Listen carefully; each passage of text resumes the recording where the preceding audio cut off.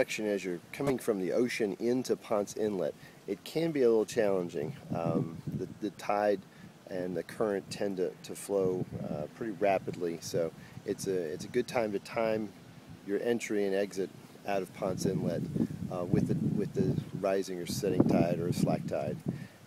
As you come in the inlet, rather than following the ICW to the port side, which will go around an island over here, if you go to the starboard side and come up a small channel, the depth is usually between 8 and 15 feet, somewhere in that range.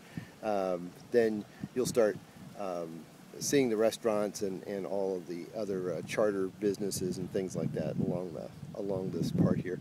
And this little basically cut or channel goes up through here and then connects back to the ICW just about a mile up or so. And so it's this is where all the facilities are, because once you start going around that, there's really nothing but residential housing and things.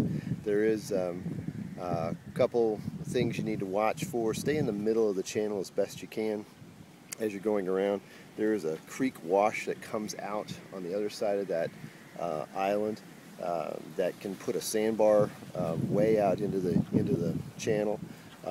So just be cautious of that as you're motoring around there. Watch for the creek washes that come out into the ICW. They can ground you, even if because you go from 15 feet to 0 in a matter of a second.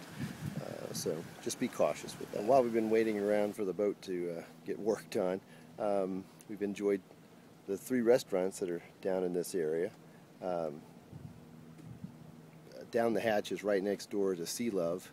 They have a nice floating dock area, which you can see out here. And that's where we tied up when we first came in, and then we brought it around to Sea Love right around the corner. They've got power and water on the dock, but they don't have any ability to pump out over here. The next one, as you go a little bit north on this inlet, is Inlet Harbor, and Inlet Harbor does have a full facility, fuel and pump out for $10, so it's a pretty good deal. Food's good there too.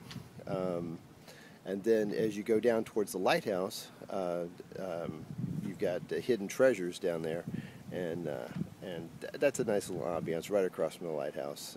Good drinks and a neat little dock area. They've got a boat launch there too, so it's always fun to go watch the locals put their boats in and pull them out. That's a lot of fun.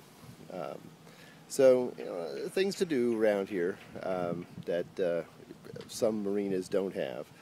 You can certainly eat at 3 different restaurants, or even walking or biking distance of each other, and it's a great little area. Good day today.